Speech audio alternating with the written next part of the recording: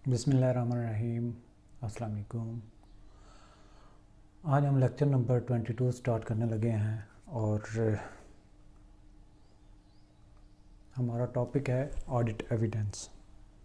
Last time हमने lecture 21 में substantive testing पे बात की थी और काफ़ी डिटेल में बात की थी कि सब्सटेंटिव टेस्ट होते क्या हैं, इनका मकसद क्या होता है और ऑडिटर की अप्रोच क्या होती है जब सब्सटेंटिव टेस्ट वो अप्लाई कर रहा है, उसके सोर्स ऑफ इंफॉर्मेशन क्या होते हैं और टेस्ट ऑफ कंट्रोल कैसे अप्लाई किए जाते हैं और उनका मकसद क्या होता है। ये सारी चीज़ें हमने बड़ी डिटेल से लेक्चर नंबर 21 में पढ़ी हैं। आज हम फर्दर उसका जो स्टेप है, जो सब्सटेंटिव टेस्ट जब अप्लाई करता है ऑडिटर, तो उसका मकसद क्या होता है कि कुछ ना कुछ वो तलाश कर रहा होता है। जो वो तलाश कर रहा होता है उसका मतलब ये होता है कि वो कुछ ना कुछ सबूत इकट्ठे करना चाह रहा होता है, ऑडिट एविडेंस, जिसकी बेस पे वो आगे चल के अपनी रिपोर्ट पेश करता है। तो ऑडिट एविडेंस कहाँ से हासिल होती है, ये भी हमने लास्ट लेक्चर में बात की थी कि जब सब्सटेंटिव टेस्ट अप्लाई किए जाते हैं तो ऑडिट एविडेंस उसमें मिलती है ऑडिटर को, और वो इंटरनल कंट्रोल डिज़ाइन कैसा है, उसको इम्प्लीमेंट कैसे किया जा रहा है, उसकी इम्प्लीमेंटेशन इफ़ेक्टिव है या नहीं है। तो ये सारी चीज़ें जो है, और डॉक्यूमेंट की इंस्पेक्शन, इंक्वायरीज़ और थर्ड पार्टी से इंफॉर्मेशन, ये सारी की सारी जो चीज़ें थी, ऑडिटर्स के मुख्तलिफ टूल्स होते हैं जिसकी बेस पे वो अपनी वर्किंग करता है और उस वर्किंग के दौरान में उसको शवाहिद मिलते हैं जिसको हम ऑडिट एविडेंस कहते हैं, और उसी शवाहिद की बुनियाद पर वो अपनी बात को अथेंटिक करके पेश करता है और उसी को हम ऑडिट रिपोर्ट कहते हैं। आज हम इन फैक्ट ऑडिट एविडेंस पे ही बात करने लगे हैं कि ऑडिट एविडेंस ऑडिटर के लिए इम्पॉर्टेंट कैसे है, उसको क्या फ़ायदा होता है और हासिल कैसे की जाती है। Auditor should obtain sufficient appropriate audit evidence to be able to draw reasonable conclusion on which to base the audit opinion। कि एक उसके पास sufficient appropriate audit evidence होना चाहिए जो उसको इस काबिल बनाती है कि वो अपनी रिपोर्ट पेश करे। अच्छा जी, कंसेप्ट क्या है ऑडिट एविडेंस का? ऑडिट एविडेंस इज़ ऑल, इसको हम सेलेक्ट कर लेते हैं ताकि, audit evidence is all information used by the auditor in arriving at the conclusion on which his opinion is based and includes the information contained in the accounting records underlying the financial statements and other information। कि वो जो audit evidence है ये वो information है जिसकी base पे auditor अपनी किसी नतीजे पे पहुंचता है, जिस नतीजे पे पहुंच पे वो कोई बात करता है, किसके बारे में बात करता है, उन इन्फॉर्मेशन के मुतालिक जो वो हासिल करता है और जो बुक्स ऑफ अकाउंट्स में दी गई होती हैं। It is obtained from audit procedures. ये ऑडिट एविडेंस हासिल कहाँ से की जाती है? जब वो ऑडिट कर रहा होता है, ऑडिट के प्रोसीजर्स को अप्लाई कर रहा होता है, तो उसके दौरान में उसको शवाहिद मिलते हैं, ऑडिट एविडेंस मिलती है। और वो ऑडिट एविडेंस ये भी हो सकती है कि बुक्स ऑफ अकाउंट्स और जो मेंटेनेंस है, इंटरनल कंट्रोल सिस्टम है, सारी की सारी चीज़ें हैं as per rules and regulation सारी की सारी ऑपरेट हो रही हैं और वो ठीक ठीक काम कर रही हैं। ये भी शवाहिद है। और ये भी शवाहिद होते हैं कि कहीं पे करप्शन हुई है, कहीं पे वायलेंस हुई है, कहीं पे वायोलेशन हुई है, तो कुछ भी हुई है, तो मतलब उसके बारे में उसको जो सबूत मिलेंगे वो सारी audit evidence. Audit evidence positive भी हो सकती है, नेगेटिव भी हो सकती है। तो it is obtained from audit procedures perform during the course of audit and may include audit evidence obtained from other source such as previous audits and a firm's quality control procedures for client acceptance and continuance। तो ये ज़रूरी नहीं है कि वो जो books of accounts हैं या जो internal environment of the organisation है वहीं से आपको मिले। ऑडिटर जो है इसका स्कोप ज़्यादा होता है, ये जितनी भी पार्टीज, जितनी भी स्टेक होल्डर्स उस ऑर्गेनाइजेशन के साथ डायरेक्टली या इनडायरेक्टली अटैच होते हैं, उनसे भी वो इन्फॉर्मेशन को कंफर्मेशन के लिए हासिल कर सकता है, और उसके दौरान में उसको कई सारी चीज़ें सामने आती हैं जो उसके लिए वो सबूत बनती हैं, ऑडिट एविडेंस बनती हैं, जिसकी बेस पे वो अपनी रिपोर्ट पेश कर सकता है। फर्दर है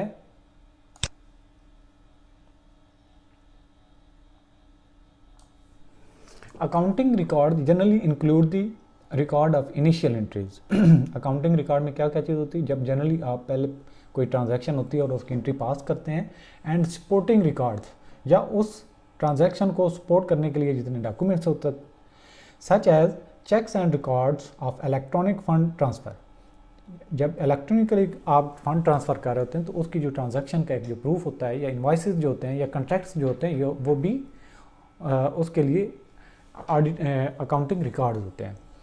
the general and subsidiary ledgers, ये भी अकाउंटिंग रिकॉर्ड्स हैं। जनरल एंट्रीज, ये भी अकाउंटिंग रिकॉर्ड है। And other adjustment to the financial statement, और फाइनेंशियल स्टेटमेंट को पेश करने के बाद जो एडजस्टमेंट एंट्रीज होती हैं वो भी अकाउंटिंग रिकॉर्ड होते हैं। That are not reflected in formal cost allocation, computations, reconciliations and disclosures. मतलब वो सारे रिकॉर्ड्स जो डायरेक्टली आपकी फाइनेंशियल इंफॉर्मेशन में इंक्लूड नहीं होते बल्कि सपोर्टिंग के तौर पे काम कर रहे होते हैं, वो भी अकाउंटिंग रिकॉर्ड होते हैं। The entries in the accounting records are often initiated, recorded, processed and reported in the electronic form. ये जो एंट्रीज होती हैं इलेक्ट्रॉनिकली भी आप उनकी इंफॉर्मेशन को प्रोसेस कर रहे होते हैं। In addition, the accounting records may be part of the integrated systems that share data and support all aspects of the entries, financial reporting and reporting operation and compliance objective। और ये सारे के सारे जो होते हैं अकाउंटिंग रिकॉर्ड्स, ये हिस्सा बन सकते हैं जो आपका अकाउंटिंग रिकॉर्ड्स होता है या जो डाटा होता है उसके लिए।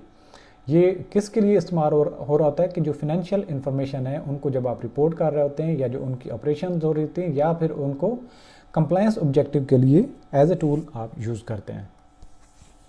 Auditor obtains most of the audit evidence from accounting records of the entity. ज़्यादातर क्या होता है कि ऑडिटर जो है उसको ज़्यादातर ऑडिट एविडेंस जो है अकाउंटिंग रिकॉर्ड जो है बिजनेस के, जब उनका ऑडिट कर रहा होता है books of account, general entry से लेकर फिनेंशियल स्टेटमेंट के तैयार करने तक, उस दौरान में कई सारी चीज़ें उसके सामने आती हैं और वो उसके लिए ऑडिट एविडेंस बनती हैं। If accounting records do not provide sufficient audit evidence, the auditor obtains other audit evidence. अगर उसको जो अकाउंटिंग रिकॉर्ड्स हैं उनका जब ऑडिट कर रहा होता है उससे उसको काफ़ी सारे शवाहिद नहीं मिल पाते जिसकी बेस पे वो किसी कंक्लूजन पे पहुंचकर अपनी ऑडिट रिपोर्ट पेश कर सके, तो वो क्या इस अपना जो ऑडिट का स्कोप है उसको बढ़ा देता है, उसकी वाइडर लेवल पे चला जाता है, और उस तरह की जो इन्फॉर्मेशन जो उसको चाहिए होती है एक्स्ट्रा, यानी कि बुक्स ऑफ अकाउंट्स या अकाउंटिंग रिकॉर्ड्स के अलावा जो उसको इन्फॉर्मेशन जो उसके लिए ऑडिट एविडेंस की वजह बन सकते हैं या जहाँ से उसको ऑडिट एविडेंस मिल सकती है, वो क्या क्या चीज़ें हो सकती हैं।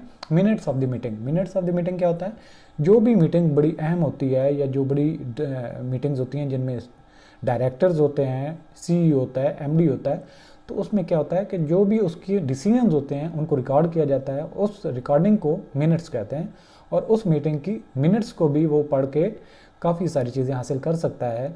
इसके अलावा कंफर्मेशन फ्रॉम थर्ड पार्टीज़, जितने दूसरे स्टेक होल्डर्स हैं जो आउटसाइड ऑफ द ऑर्गेनाइजेशन होते हैं, उनसे भी वो कम्युनिकेट करके कई सारी ट्रांजैक्शन को कंफर्म कर सकता है, और इस कंफर्मेशन में वो टेलीफोन यूज़ कर सकता है, ओरल, वर्बल, रिटन, कोई भी मेथड यूज़ करता है, और उससे कई सारी चीज़ें उसके सामने आती हैं।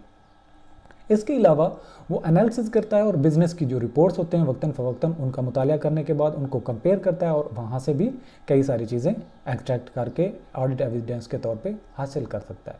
इसके अलावा comparable data about competitors, benchmarking के लिए वो जितने मार्केट में कंपेटिटर्स होते हैं उनसे भी इंफॉर्मेशन जो है लेके वो उसको यूज़ कर सकता है। इसके अलावा जो कंट्रोल्स मैनुअल्स हैं, जो बिज़नेस के मैनुअल्स हैं जिनसे बिज़नेस को ऑपरेट किया जाता है, चलाया जाता है, मैनेज किया जाता है, उनसे भी वो ऑडिट एविडेंस हासिल कर सकता है। इसके अलावा information obtained by auditor from such audit procedures is as inquiry भी कर सकता है वो स्टाफ के साथ, मैनेजमेंट के जो मैनेजमेंट है, मैनेजर्स हैं, डायरेक्टर्स हैं, उनसे भी वो सिटिंग में इंक्वायरीज कर सकता है, सवाल जवाब कर सकता है, कई सारी चीज़ों को वहाँ से कंफर्म करके एज ए ऑडिट एविडेंस बना सकता है। इसके अलावा ऑब्जर्वेशन जो होती है, जब ऑडिटर खुद काम कर रहा होता है फिजिकली, जहाँ पे काम हो रहा होता है, जहाँ पे रिकॉर्ड मैनेजमेंट हो रही थी, डाटा प्रोसेसिंग हो रही थी, उनको ऑब्जर्व करने के दौरान भी कई सारी चीज़ें देख सकता है कि एज़ पर मैनुअल्स क्या कुछ रिक्वायरमेंट हैं बिज़नेस को ऑपरेट करने के लिए, या स्टैंडर्ड ऑपरेटिंग प्रोसीजर्स क्या हैं, और प्रैक्टिकली काम कैसे किया जा रहा है। एंड इंस्पेक्शन, और इंस्पेक्शन भी कर सकता है किसी फिजिकल एसेट्स का भी, और जो बुक्स ऑफ अकाउंट्स हैं, उनके जो डॉक्यूमेंट्स हैं, उनका भी इंस्पेक्शन के दौरान में भी ऑडिट एविडेंस हासिल कर सकता है। And other information developed by or available the auditor that permits the auditor to reach conclusion through valid reasoning. तो कई सारी और भी जो इन्फॉर्मेशन है जिनका ऊपर हमने जिक्र नहीं किया, जो अवेलेबल होती हैं ऑडिटर को, ऑडिटर उनको यूज़ करके ऑडिट एविडेंस हासिल कर सकता है, जो उसके लिए वजह बनती हैं एक ऑडिट एविडेंस के लिए, और अपनी बात को साबित करने के लिए जो वो एक्सट्रैक्ट करता है ड्यूरिंग दी ऑडिटिंग। अच्छा जी, इसके बाद बात आती है कि सफिशिएंट एप्रोप्रिएट ऑडिट एविडेंस है क्या। सफिशिएंसी से मतलब हम क्या लेते हैं? सफिशिएंट तो एक एम्बिगुअस सा लफ्ज़ है, जिससे थोड़ी सी क्वांटिटी को या हम कह सकते हैं कि ये सफिशिएंट है, और काफ़ी सारी को भी हम कहें कि ये सफिशिएंट नहीं है, तो इसमें थोड़ी सी कन्फ्यूजन हो जाती है। तो इसका मतलब क्या है? The measure of quantity of audit evidence. तो सफिशिएंसी का मतलब ये है कि जो आप क्वांटिटी ऑफ इंफॉर्मेशन आपके पास होती है, इतनी एक हो कि आपकी बात को वेट दे सके, आपकी बात को सच साबित करने के लिए या आपकी बात को वज़न देने के लिए वो काफ़ी हो सके, तो उसको क्या कहेंगे? सफिशिएंट। और एप्रोप्रिएटनेस का मतलब क्या है? The measure of quality. जो सफिशिएंसी है वो क्वांटिटी है, द एप्रोप्रिएटनेस का मतलब है कि जो एज ए क्वालिटी मेजर है, the measure of quality, relevance and reliability in providing support of detecting miss statements in account balance classes of transactions and disclosure and relevant assertion. तो जितनी आप assertion करते हैं उनसे आपने जो इन्फॉर्मेशन लेते हैं, एज अ क्वांटिटी भी वो सफिशिएंट होनी चाहिए, और क्वालिटी वाइज भी वो अप्रोप्रिएट हो, टू द पॉइंट हो, रेलिवेंट हो। The quantity of audit evidence needed is affected by, ये जो आपकी एविडेंस है ये कहाँ से अफेक्ट होती है? The risk of misstatement, जहाँ से आपकी misstatement, the greater the risk the more audit evidence is likely to be required. जितनी ज़्यादा रिस्क होगा वहाँ से आपको एविडेंस भी उतनी बड़ी होनी चाहिए। The quality of such audit evidence, the higher the quality the less may be required. जितनी क्वालिटी इंफॉर्मेशन ज़्यादा होगी उतना ही आपको जो क्वांटिटी है वो कम चाहिए होगी। क्वालिटी वाइज जो आपके पास एक अच्छी चीज़ आ जाती है, अच्छा एक एविडेंस आ जाता है, तो उसके लिए आपको ज़्यादा लंबी चौड़ी चीज़ें नहीं चाहिए होती, बल्कि वो सेल्फ एक्सप्लेनेटरी होती है, सेल्फ सपोर्टिंग होती है, और आपकी बात को वजन देने के लिए काफ़ी होती है। Accordingly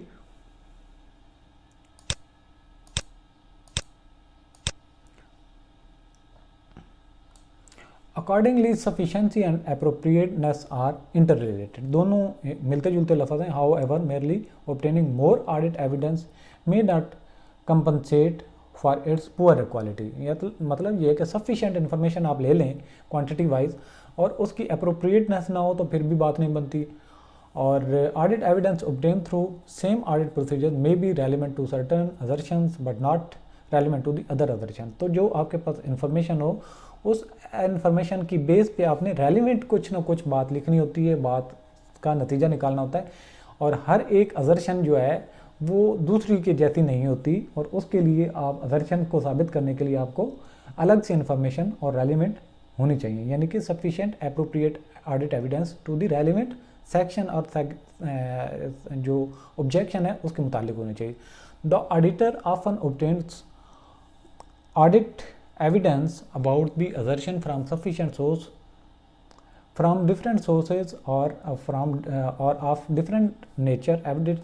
Evidence about an assertion is not a substitute for evidence regarding another assertion. तो हर एक मौजू पे आपको अलग से sufficient appropriate audit evidence चाहिए होती है। एक एविडेंस दूसरी को सपोर्ट नहीं करती और साबित नहीं कर सकती। Sources of obtaining audit evidence कौन से हो सकते हैं? एक तो इंटरनल है और दूसरे एक्सटर्नल है। इंटरनल में क्या क्या चीज़ें आती हैं? थ्रू अकाउंटिंग सिस्टम, जो बिजनेस का अकाउंटिंग सिस्टम है, उसकी जो मैनेजमेंट है, एम्प्लॉयज़ हैं, अंडरलाइंग डॉक्यूमेंटेशन वगैरह जो हैं उनसे भी इंटरनल सोर्सेज जितने भी होंगे, चार दीवारी जो बिजनेस की, ऑर्गेनाइजेशन की, उसके अंदर से जो आपको इन्फॉर्मेशन मिलेंगी उसको क्या कहेंगे, इंटरनल सोर्स। और एक्सटर्नल सोर्स क्या है, जो जितनी भी चार दीवारी से बाहर के लोग हैं जिनसे आपको इन्फॉर्मेशन लेते हैं और उनसे ऑडिट एविडेंस कहते हैं, इकट्ठी करते हैं, उसको क्या कहते हैं, external source. Third parties, suppliers, customer, bankers, legal advisors and other parties who have knowledge of the enterprise. Nature of audit evidence कैसी हो सकती हैं audit evidence? वो विजुअली भी हो सकती है, देखने से पता चले, ऑरली भी हो सकती है कि आपका गवाह ऐसा आ जाए जो रिकॉर्ड कुछ कह रहा है लेकिन किसी की गवाही आपको बता रही है कि ये चीज़ गलत थी, वो भी हो सकती है। इसके अलावा डॉक्यूमेंट्री प्रूफ भी हो सकते हैं। ये सारे के सारे मिलके ऑडिट एविडेंस, इनमें से तीनों भी हो सकती हैं, कोई एक भी हो सकती है। इसके अलावा reliability of audit evidence, generalisation, कि आप जो ऑडिट एविडेंस इकट्ठी करते हैं उस पर रिलाय कैसे किया जाता है, उस पर एतमाद कैसे किया जाता है। Following generalisation are considered useful in assessing the reliability of audit evidence subject to certain important exceptions. Audit evidence obtained from independent sources outside the entity is more reliable. जितने इंडिपेंडेंट लोग जो बिजनेस पे dependent नहीं है, जो इसके under नहीं है, जो उसके मतात नहीं है, मैनेजमेंट के अंडर नहीं आते, उनसे जितनी भी इंफॉर्मेशन इकट्ठी की जाएंगी वो ज़्यादा रिलायबल होंगी। सेकंड नंबर पे, evidence generally generated internally is more reliable when related controls are effective. जब कंट्रोल आपके जो हैं वो इफेक्टिव हैं, सही काम कर रहे हैं, तो जो इन अंदर की इंफॉर्मेशन होगी वो भी बहुत रिलायबल होती है। थर्ड नंबर पे, evidence obtained by an auditor directly or more reliable than that obtained indirectly or by interference, यानी कि जो ऑडिटर खुद इंफॉर्मेशन हासिल करता है रिकॉर्ड से, अकाउंटिंग रिकॉर्ड से, बुक्स ऑफ अकाउंट से, या जो थर्ड पार्टी उससे, तो उसके पास जो इन्फॉर्मेशन फर्स्ट हैंड आती है ऑडिटर के पास वो ज़्यादा रिलायबल होती है। Bank balance confirmation certificate received by an auditor is more reliable than the bank statement obtained from the management or observation of the control rather than making inquiry about the application of the control.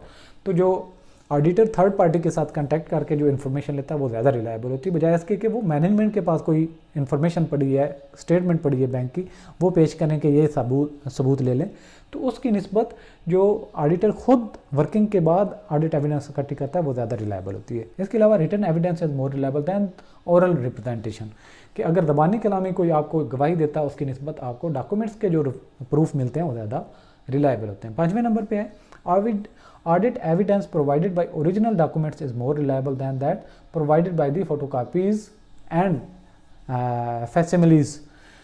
जो आपकी original documents होते हैं वो ज़्यादा reliable होते हैं बजाय इसके कि उनकी कॉपी कोई आपके पास आए। इसके अलावा और कौन से फैक्टर्स होते हैं जो ऑडिट एविडेंस को अफेक्ट कर रहे होते हैं?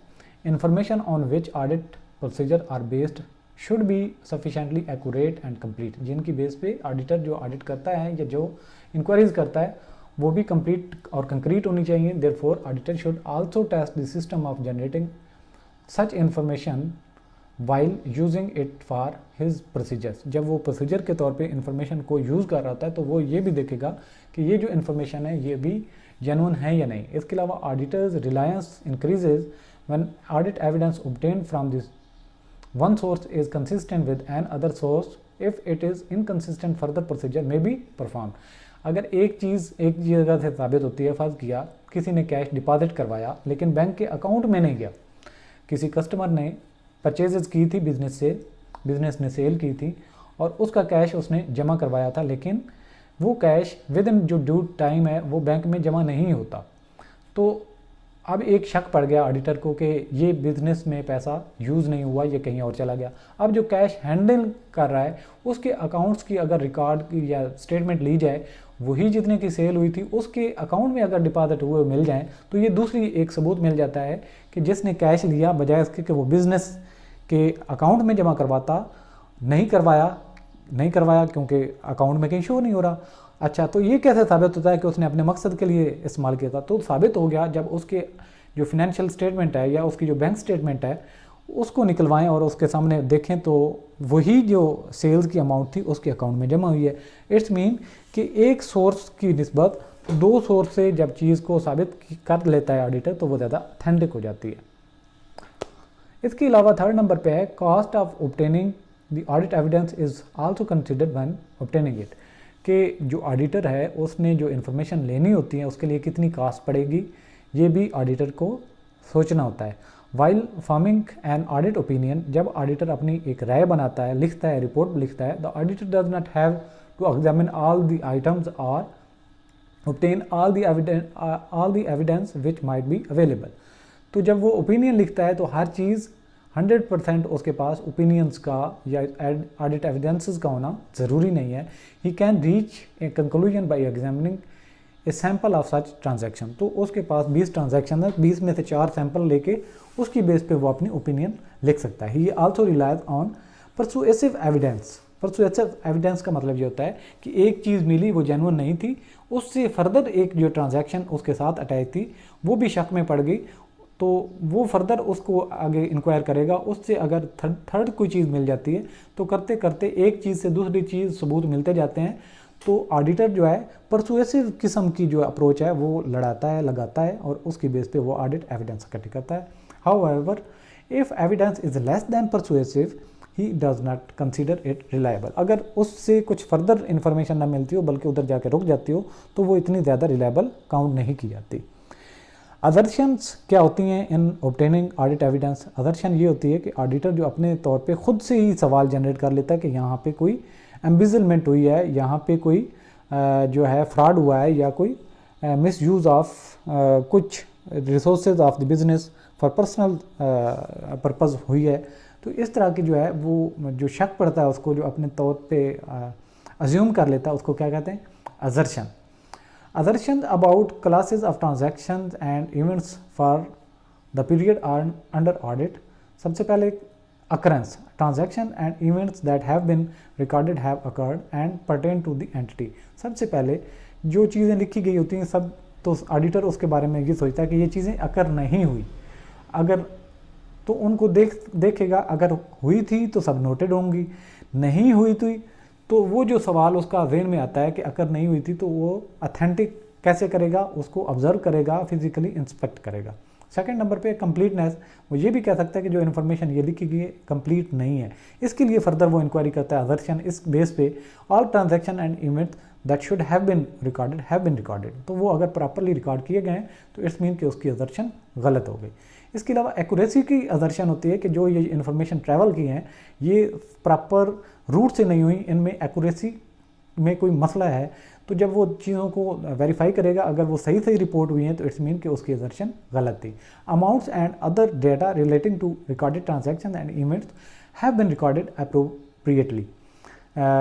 चौथे नंबर पे है कट ऑफ, यानी कि पीरियड की जो बात की जाती है, जिस पीरियड की इंफॉर्मेशन है वो उसी में रिपोर्ट होनी चाहिए। Transaction and events have been recorded in the proper period. इसके अलावा पाँचवें नंबर पे classification, transaction and events have been recorded in proper account. जो उसका सेल का है तो सेल के अकाउंट में होना चाहिए, परचेज का है तो परचेज के अकाउंट में वो ट्रांजैक्शन रिकॉर्डेड होनी चाहिए।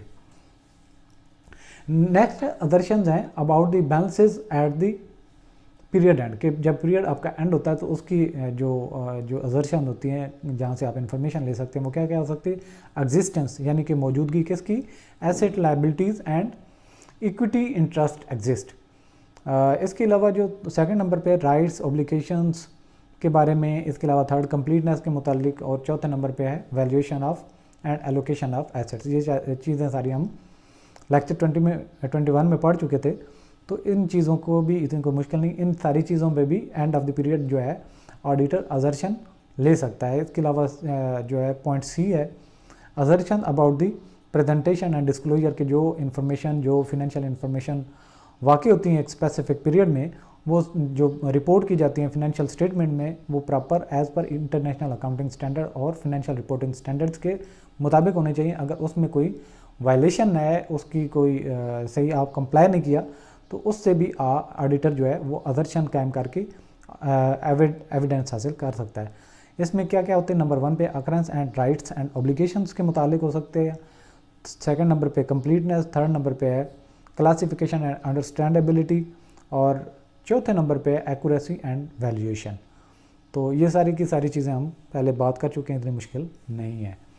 तो इसके बाद होता है audit procedure for obtaining audit evidence, कि कौन से ऑडिट ऑडिटर जो है वो प्रोसीजर्स अप्लाई करता है जिससे वो ऑडिट एविडेंस हासिल करता है।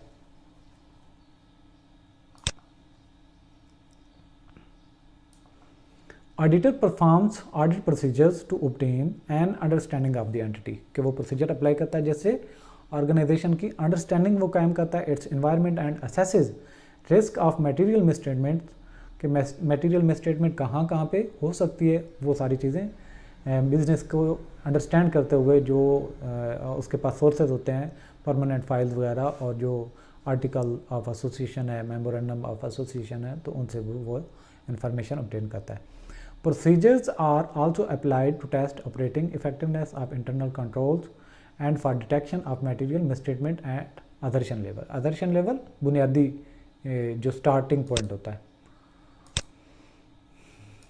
इसके अलावा ऑडिटर अपनी एविडेंस कैसे इकट्ठी कर सकता है?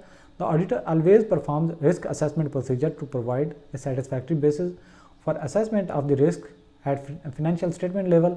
In addition to these risk assessment procedure, which alone are not sufficient, the auditor performs audit procedure in the form of test of controls and substantive procedure. तो ऑडिटर सिर्फ और सिर्फ इंफॉर्मेशन पर रिलाई नहीं करता बल्कि उनकी डिटेल में जाता है, सब्सटेंटिव प्रोसीजर्स अप्लाई करता है और उनकी बेस पे वो ऑडिट एविडेंस हासिल करता है। टेस्ट ऑफ कंट्रोल जो होता है वो टेस्ट होते हैं जिनकी वजह से वो बिजनेस के अंदर जो कंट्रोल इन्वायरमेंट है उसकी अथेंटिकेशन को जज करता है। Are applied when auditor expect to rely on operating control through test of controls, he test the control to support the risk assessment. These are also applied with when substantive procedure alone do not provide sufficient appropriate audit evidence, कि उसको substantive procedure जब supporting information नहीं दे रहा है तो further information को भी वो यूज़ कर सकता है सफिशिएंट एप्रोप्रिएट ऑडिट एविडेंस हासिल करने के लिए।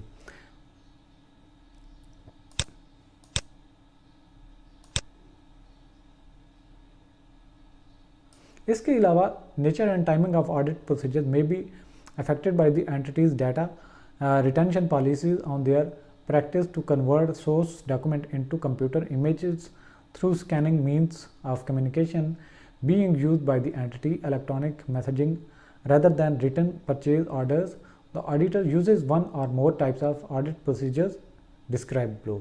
तो ज़रूरी नहीं है कि डॉक्यूमेंट्री सारी चीज़ें हों, कुछ प्रोसेस्ड इन्फॉर्मेशन होती हैं वो भी ऑडिट एविडेंस के तौर पे ऑडिटर के लिए काम आ सकती हैं। इसके अलावा कुछ और भी जो हैं प्रोसीजर होते हैं जो ऑडिटर अप्लाई कर सकता है। इंस्पेक्शन ऑफ रिकॉर्ड और डॉक्यूमेंट्स, वो इंस्पेक्शन कर सकता है जो बिज़नेस के रिकॉर्ड्स हैं, डॉक्यूमेंट्स हैं, उनसे भी उसको इन्फॉर्मेशन मिल सकती है। सेकंड नंबर पे है इंस्पेक्शन ऑफ टेंजिबल एसेट्स, जितने फिजिकल एसेट्स हैं उनको जाके वो मुआयना कर सकता है जो बुक्स ऑफ अकाउंट्स में शो हो रही हैं कि वो फिजिकली मौजूद हैं या नहीं है। इसके अलावा जो थर्ड नंबर पे है वो मैनेजमेंट से, एम्प्लॉयज़ से या जो डायरेक्टर्स या CEO है उनसे इंक्वायरीज़ करके भी ऑडिट एविडेंस हासिल कर सकते हैं। इसके अलावा जो है कंफर्मेशन, जो थर्ड पार्टीज़ होती हैं उनसे वो कम्युनिकेट करके जितनी फिनेंशियल स्टेटमेंट में दी गई इन्फॉर्मेशन होती है उनको कंफर्म करने के लिए वो थर्ड पार्टी से oral, written, verbal, non verbal किसी तरीके से भी कम्युनिकेशन करके कंफर्म कर सकते हैं। इसके अलावा रिकैलकुलेशन हो सकती हैं कि जितने भी फिनेंशियल स्टेटमेंट में इंफॉर्मेशन दी गई हैं उनको स्टार्ट से लेके एंड तक रिकैलकुलेट किया जाए। इसके अलावा री परफॉर्मेंस जो है, जितना आपका ऑडिट प्रोसीजर्स होते हैं अप्लाई करने के दौरान अगर कहीं पे गैप रह गया हो तो उसको वो दोबारा परफॉर्म करके ऑडिट एविडेंस का जो मामला है वो क्लियर कर सकता है और एविडेंस हासिल कर सकता है। इसके अलावा एनालिटिकल प्रोसीजर विद इन जो ऑर्गेनाइजेशन है उसकी information with respect to the मुख्तलिफ डिपार्टमेंट्स भी हो सकता है या उसके प्रीवियस पीरियड और करंट पीरियड के जो है जो फिनेंशियल इन्फॉर्मेशन है उनको कंपेयर करने के बाद इन्फॉर्मेशन हासिल कर सकते हैं, या फिर उसी तरह की जो इंडस्ट्री होती है उसमें जो उसी तरह के जो कंपेटिटर्स होते हैं उस फील्ड में उनकी जो फिनेंशियल इन्फॉर्मेशन है, जो रिपोर्ट्स हैं, उनको भी कंपेयर करके एनालिटिकल प्रोसीजर अप्लाई करने के दौरान में वो ऑडिट एविडेंस हासिल कर सकता है। तो ये मुख्तलिफ मेथड्स हैं जिनसे ऑडिटर है मुख्तलिफ ऑडिट एविडेंस हासिल करके अपनी जो है रिपोर्ट में अपनी ओपिनियन दे सकता है। तो ऑडिट एविडेंस पे हमने आज बात की। इसके बाद नेक्स्ट लेक्चर में हमारा जो टॉपिक है उसको पे डिटेल में आगे फर्दर बात करते जाएंगे till the auditor presents his audit opinion. तो आज का लेक्चर यहाँ तक ही। खुदा हाफिज़।